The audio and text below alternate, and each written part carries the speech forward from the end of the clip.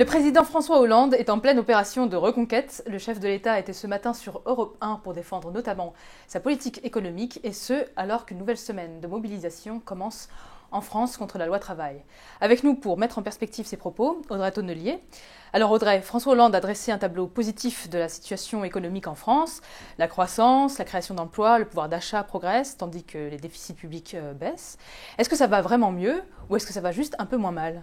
Alors oui, c'est vrai qu'il y a un certain nombre de choses qui vont mieux et les indicateurs économiques en attestent. La croissance française devrait accélérer cette année, 1,5% de croissance attendue.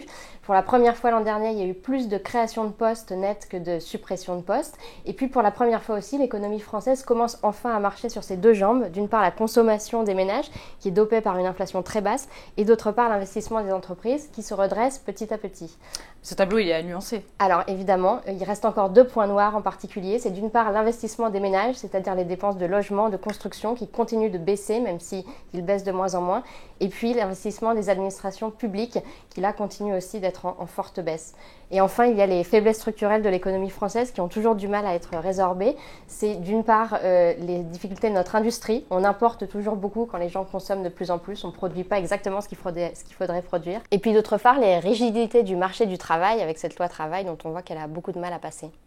Alors qu'est-ce qui, dans ces bonnes nouvelles, serait directement à mettre au crédit de la politique du gouvernement ? Alors il y a des choses qui fonctionnent, qui ont l'air de fonctionner dans la politique du gouvernement. C'est notamment toute la politique de baisse des charges, c'est 41 milliards d'euros du pacte de responsabilité et du CICE. Ça a permis aux entreprises de reconstituer leurs marges et ça c'est vraiment la première étape pour pouvoir ensuite investir et, on l'espère, embaucher.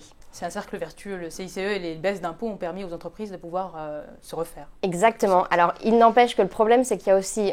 En tout cas, la faiblesse de la France, c'est qu'elle doit aussi ce redressement à un certain nombre d'éléments extérieurs. C'est la chute du baril de pétrole, c'est la faiblesse de l'euro, c'est les taux d'intérêt qui sont très bas. C'est très bien pour les entreprises et les ménages, mais ça risque fort de n'être que temporaire.